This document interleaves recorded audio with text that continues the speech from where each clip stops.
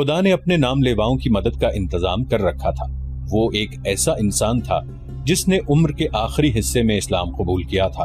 اس انسان کا نام سلمان فارسی رضی اللہ عنہ تھا۔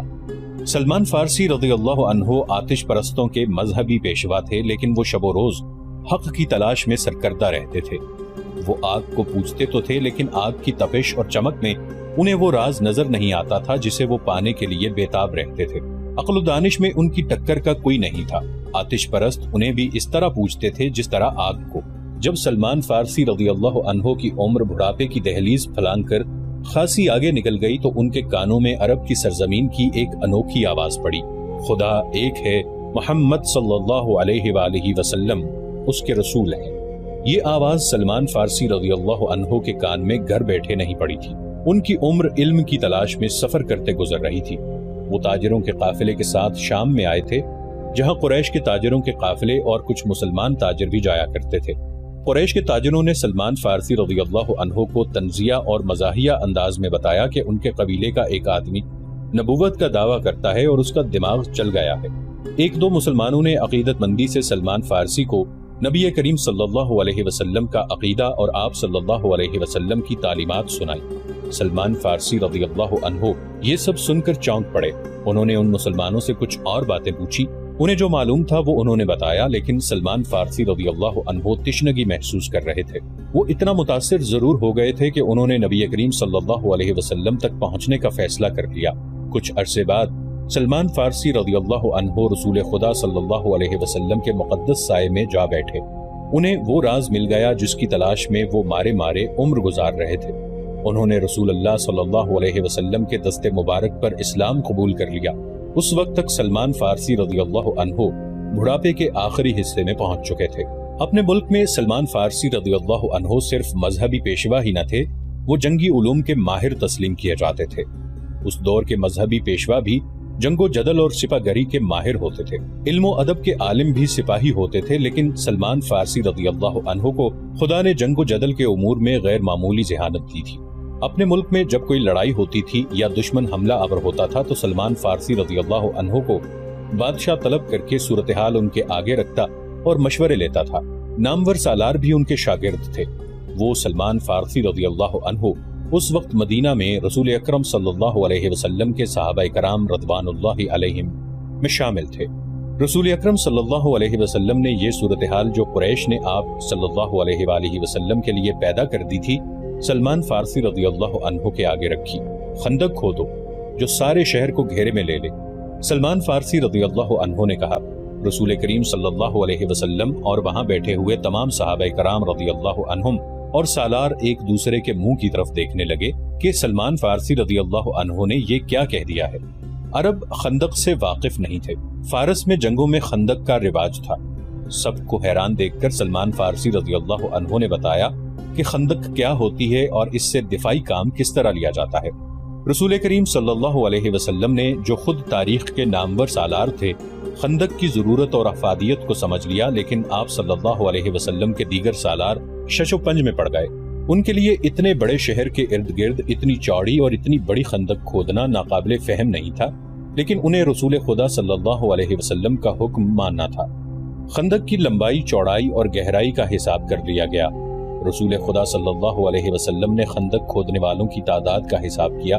آپ صلی اللہ علیہ وسلم نے کھدائی کا کام اس تعداد پر تقسیم کیا تو 110 آدمیوں کے حصے میں 40 ہاتھ کھدائی آئی۔ تو رسول خدا صلی اللہ علیہ وسلم نے دیکھا کہ لوگ خندق کو ابھی تک نہیں سمجھے اور وہ کھدائی سے ہچکچا رہے ہیں، تو آپ صلی اللہ علیہ وسلم نے کدال اٹھائی اور کھدائی شروع کر دی۔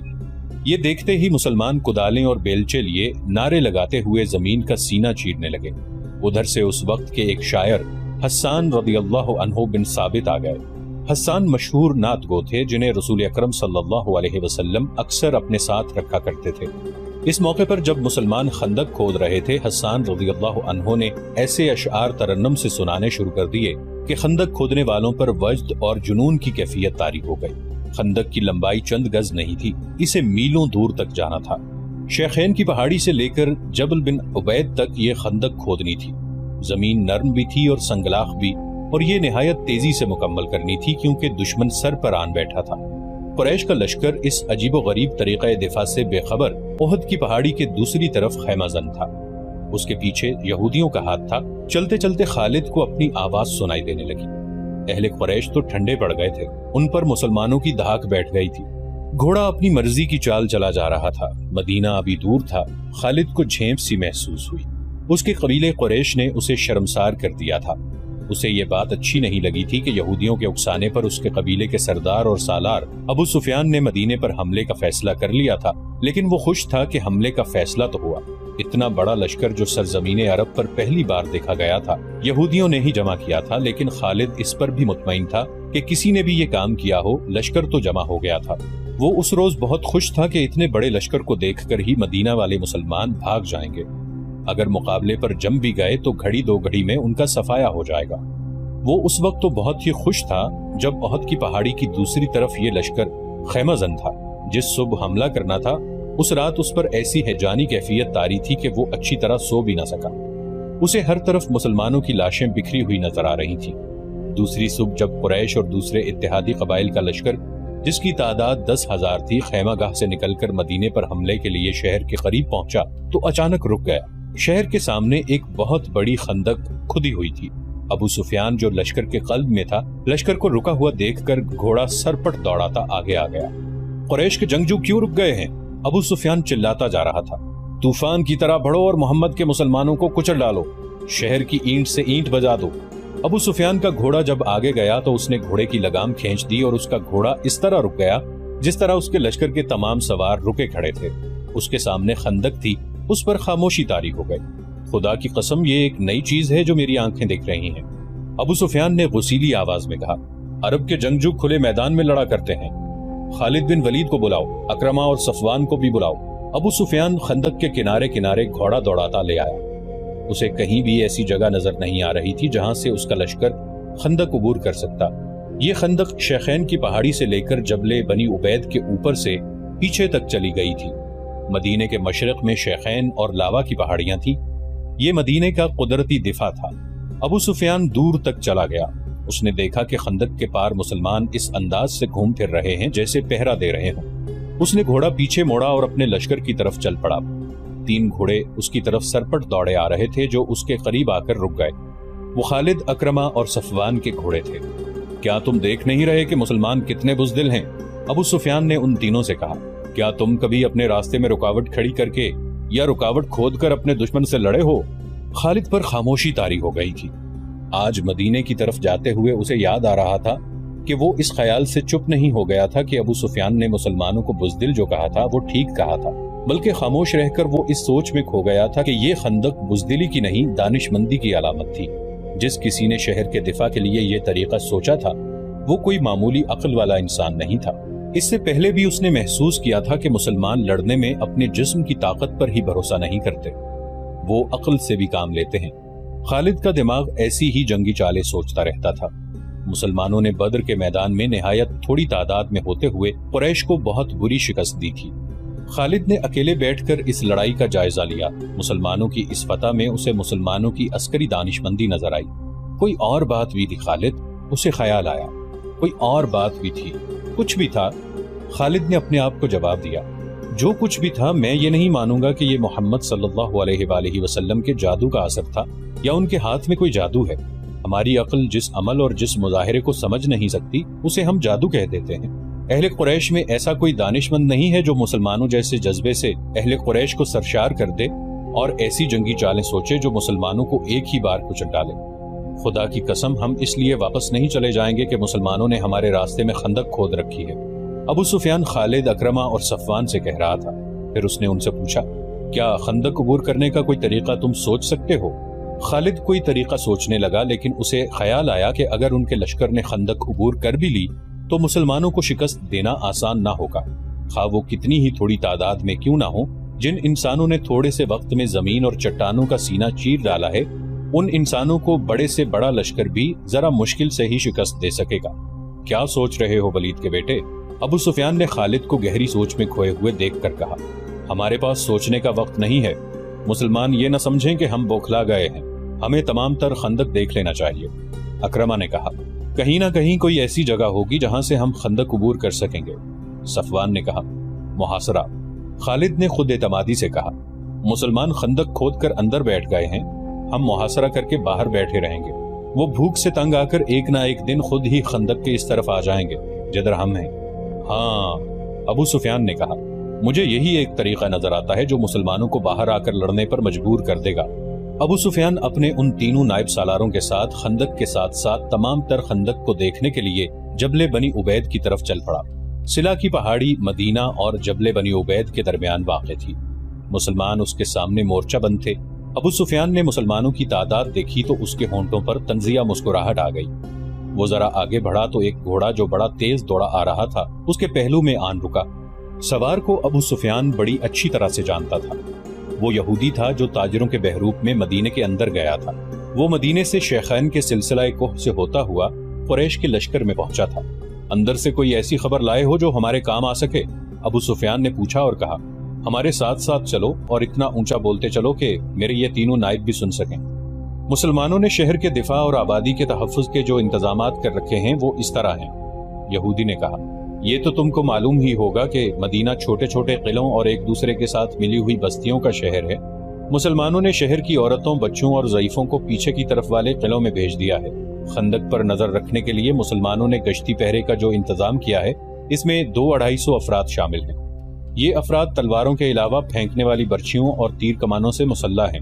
انہوں نے علاقے تقسیم کر رکھے ہیں جس میں وہ سارا دن اور پوری رات گشت کرتے ہیں۔ جہاں کہیں سے بھی تم خندق عبور کرنے کی کوشش کرو گے وہاں مسلمانوں کی خاصی زیادہ تعداد پہنچ جائے گی اور اس قدر زیادہ تیر اور برچھیاں برسائے گی کہ تم لوگ پیچھے کو بھاگ آنے کے سوا کچھ نہیں کر سکو گے۔ یہ بھی ہو سکتا ہے کہ راتوں کو مسلمانوں کو خیش خندق سے باہر آ کر تم پر شب خون مار کر واپس چلے جائیں۔ عبداللہ بن ابی کیا کر رہا ہے؟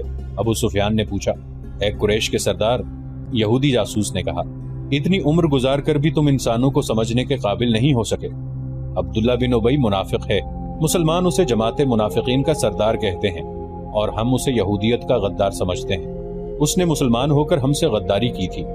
مسلمانوں میں جا کر اس نے تمہارے حق میں انہیں دھوکے دیے۔ اگر احد کی جنگ میں تم جیت جاتے تو وہ تمہارے ساتھ ہوتا، مگر مسلمانوں کا پلہ بھاری دیکھ کر اس نے تم سے بھی اور یہودیوں سے بھی نظریں پھیر لی ہیں۔ تمہیں اس آدمی پر بھروسہ نہیں کرنا چاہیے جو کسی مذہب کا پیروکار اور وفادار نہ ہو۔ اور حیی بن اخطب کہاں ہے؟ ابو سفیان نے پوچھا۔ اسے محاصرے کا منظر یاد آنے لگا۔ لشکر کا جو حصہ اس کی زیر کمان تھا اس نے بڑے اچھے طریقے سے محاصرے کی ترتیب میں کر دیا تھا۔ یہ محاصرہ 22 روز تک رہا۔ پہلے 10 دنوں میں ہی شہر کے اندر مسلمان خوراک کی کمی محسوس کرنے لگے، لیکن اس سے قریش کو کوئی فائدہ نہیں پہنچ سکتا تھا کیونکہ وہ اپنے ساتھ خوراک اور رسد بہت کم لائے تھے۔ ان کے وہم و گمان میں بھی نہیں تھا کہ انہیں مسلمان اپنے محاصرے میں لمبے عرصے کے لیے بٹھا لیں گے۔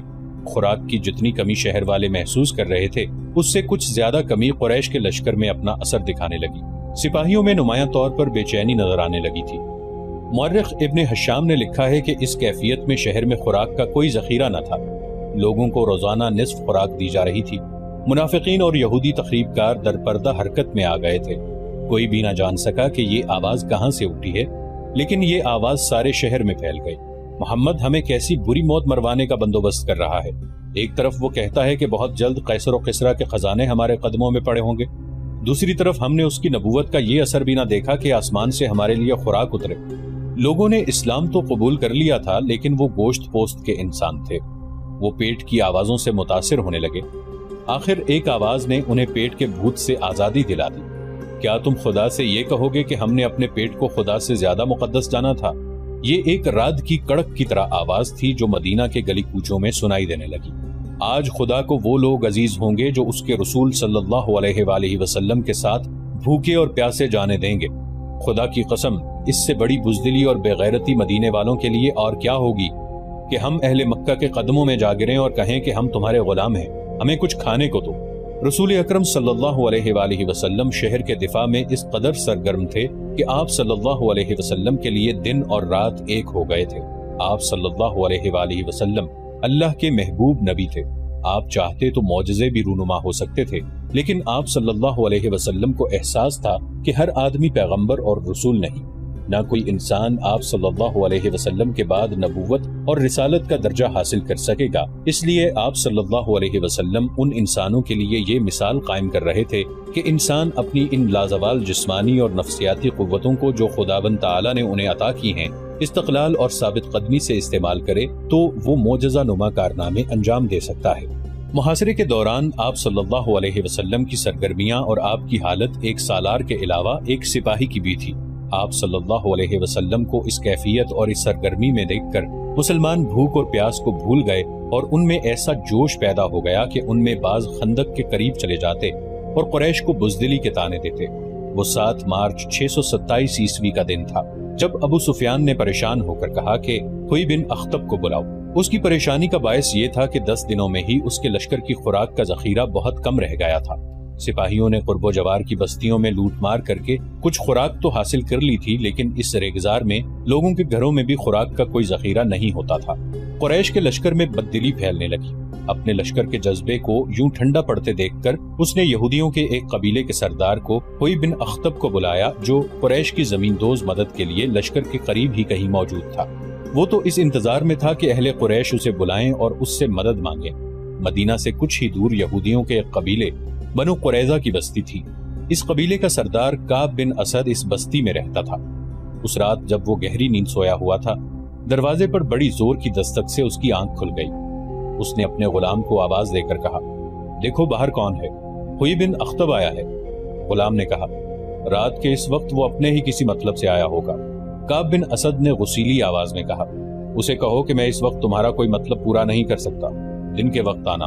بنو قریظہ یہودیوں کا وہ قبیلہ تھا جس نے مسلمانوں کے ساتھ دوستی کا اور ایک دوسرے کے خلاف جنگ نہ کرنے کا معاہدہ کر رکھا تھا۔ اس معاہدے میں یہودیوں کے دوسرے 2 قبیلے بنو قینقاع اور بنو نضیر بھی شامل تھے، لیکن ان دونوں قبیلوں نے اس معاہدے کی خلاف ورزی کی تھی اور مسلمانوں نے انہیں وہ سزا دی تھی کہ وہ لوگ شام کی طرف بھاگ گئے تھے۔ صرف بنو قریظہ تھا جس نے معاہدے کو برقرار رکھا اور اس کا احترام کیا۔ مسلمان جنگ خندق میں اس قبیلے کی طرف سے ذرا سا بھی خطرہ محسوس نہیں کر رہے تھے۔ ہوئی بن اخطب بھی یہودی تھا۔ وہ کعب بن اسد کو اپنا ہم مذہب بھائی سمجھ کر اس کے پاس گیا تھا۔ وہ کعب بن اسد کو مسلمانوں کے خلاف اکسانا چاہتا تھا، اس لیے وہ غلام کے کہنے پر بھی وہاں سے نہ ہٹا۔ کعب بن اسد نے پریشان ہو کر اسے اندر بلا لیا۔ میں جانتا ہوں تم اس وقت میرے پاس کیوں آئے ہو۔ کعب بن اسد نے ہوئی سے کہا، اگر تم ابو سفیان کے کہنے پر آئے ہو تو اسے کہہ دو کہ ہم نے مسلمانوں کے ساتھ جو معاہدہ کیا ہے اس پر مسلمان پوری دیانتداری سے قائم ہیں۔ وہ ہمیں اپنا حلیف سمجھتے ہیں اور انہوں نے ہمیں پورے حقوق دے رکھے ہیں۔ کعب بن اسد ہوش میں آ۔ ہوئی بن اخطب نے کہا، بنو قینقاع اور بنو نضیر کا انجام دیکھ لے۔ مسلمانوں کی شکست مجھے صاف نظر آ رہی ہے۔ خدا یہودا کی قسم 10,000 کا لشکر مسلمانوں کو کچل ڈالے گا۔ پھر یہ مسلمان تم پر ٹوٹ پڑیں گے کہ یہودیوں نے انہیں شکست دلائی ہے۔ تم چاہتے کیا ہو ہوئی؟ کعب بن اسد نے پوچھا۔ قریش کے لشکر کا ایک حصہ پہاڑوں کے پیچھے تمہارے پاس پہنچ جائے گا۔ ہوئی نے کہا، تمہاری موجودگی میں یہ سپاہی مسلمانوں پر عقب سے حملہ نہیں کر سکتے۔ تم اپنے قبیلے سمیت قریش سے مل جاؤ اور مسلمانوں پر اس طرح سے حملہ کرو کہ تمہیں جم کر نہ لڑنا پڑے، بلکہ ضرب لگا کر پیچھے ہٹاؤ۔ اس سے قریش کو یہ فائدہ ہوگا کہ مسلمانوں کی توجہ خندق سے ہٹ جائے گی اور قریش کا لشکر خندق کو عبور کر لے گا۔ اگر میں تمہاری بات مان لوں اور ہمارا حملہ وہ کام نہ کر سکے جو تم چاہتے ہو تو جانتے ہو مسلمان ہمارے ساتھ کیا سلوک کریں گے؟ کعب بن اسد نے کہا، تم مسلمانوں کے قہر و غضب سے واقف ہو؟ کیا بنو قینقاع اور بنو نضیر کا کوئی ایک بھی یہودی تمہیں یہاں نظر آتا ہے؟ ابو سفیان نے سب کچھ سوچ سمجھ کر تمہیں معاہدے کی دعوت دی ہے۔ ہوئی بن اخطب نے کہا، اگر مسلمانوں کا قہر و غضب تم پر گرنے لگا تو قریش کے لشکر کا ایک حصہ تمہارے قبیلے کی حفاظت کے لیے شیخان اور لاوا کی پہاڑیوں میں موجود رہے گا۔ وہ شب خون مارنے والے تجربہ کار سپاہیوں کا لشکر ہوگا جو مسلمانوں کو تمہاری طرف آنکھ اٹھا کر بھی دیکھنے کی مہلت نہیں دیں گے۔ تم مجھے اتنے بڑے خطرے میں ڈال رہے ہو جو میرے پورے قبیلے کو تباہ کر دے گا۔ کعب بن اسد نے کہا، تمہارا قبیلہ تباہ ہو یا نہ ہو، اہل قریش اتنی قیمت دیں گے جو تم نے کبھی سوچی بھی نہ ہوگی۔ ہوئی نے کہا، یا اپنے تعاون کی قیمت خود بتا دو۔ جو کہو گے، جس شکل میں مانگو گے، تمہیں قیمت مل جائے گی اور تمہارے قبیلے کو پورا تحفظ ملے گا۔ مسلمان اگلے چند دنوں میں نیست و نابود ہو جائیں گے۔ تم اس کا ساتھ دو جو زندہ رہے گا اور جس کے ہاتھ میں طاقت ہوگی۔ کعب بن اسد آخر یہودی تھا۔ اس نے زر و جواہرات کے لالچ میں آ کر ہوئی بن اخطب کی بات مان لی۔ قریش کا کوئی سپاہی ہماری بستی کے قریب نہ آئے۔ کعب بن اسد نے کہا، مسلمانوں پر میرا قبیلہ شب خون مارتا رہے گا، یہ کام رات کی تاریکی میں کیا جائے گا تاکہ مسلمانوں کو پتہ ہی نہ چل سکے کہ شب خون مارنے والے بنو قریظہ کے آدمی ہیں۔ اور ہوئی۔ کعب نے ہونٹوں پر ہلکی سی مسکراہٹ لاتے ہوئے کہا، تم دیکھ رہے ہو میں یہاں اکیلا پڑا ہوں، میری راتیں تنہائی میں گزر رہی ہیں۔ کعب نے ہونٹوں پر ہلکی سی مسکراہٹ لاتے ہوئے کہا، تم دیکھ رہے ہو کہ میں یہاں اکیلا پڑا ہوں، آج کی رات تنہا گزارو۔ ہوئی نے کہا، کل تم تنہا نہیں ہوگے،